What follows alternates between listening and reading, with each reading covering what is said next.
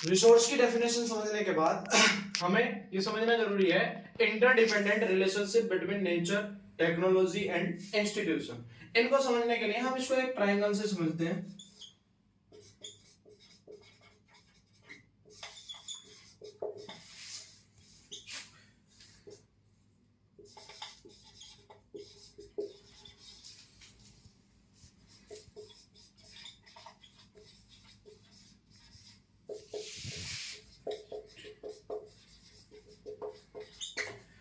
Nature, technology, institution, बीच में हमने human being रखा है। बीच में ह्यूमन बीइंग रखने का क्या कारण है कि हमारे पास सपोज करो नेचर में कोई भी नेचर को हम एक दूसरे से क्या दूसरा नाम क्या बोलते हैं, फिजिकल एनवायरनमेंट।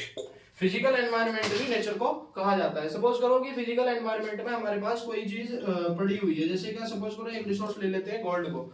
तो गोल्ड जैसे हमने लिया, सपोज करो कि नेचर में हमारे पास गोल्ड है, अगर ह्यूमन बीइंग नहीं है तो चाहे कितना भी गोल्ड पड़ा हुआ है उस गोल्ड की कोई वैल्यू नहीं है। लेकिन अगर जब ह्यूमन बीइंग क्या करेगा, टेक्नोलॉजी के माध्यम से नेचर से इंटरेक्ट करेगा और उस रिसोर्स को अपने पास प्राप्त करेगा।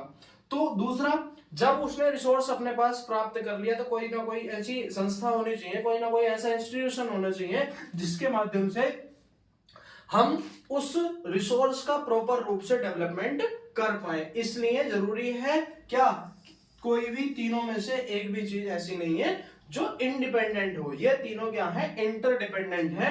टेक्नोलॉजी नहीं होगी तो हम नेचर से क्या नहीं निकाल सकते, रिसोर्स को प्राप्त नहीं कर सकते। और अगर हमारे पास इंस्टीट्यूशन नहीं है तो हम उसका ओवरऑल डेवलपमेंट नहीं कर सकते हैं। और सबसे मेन जो इसमें है वो क्या है, ह्यूमन बीइंग्स। जब तक ह्यूमन बीइंग्स नहीं होगा तब तक किसी भी रिसोर्स का डेवलपमेंट नहीं हो सकता।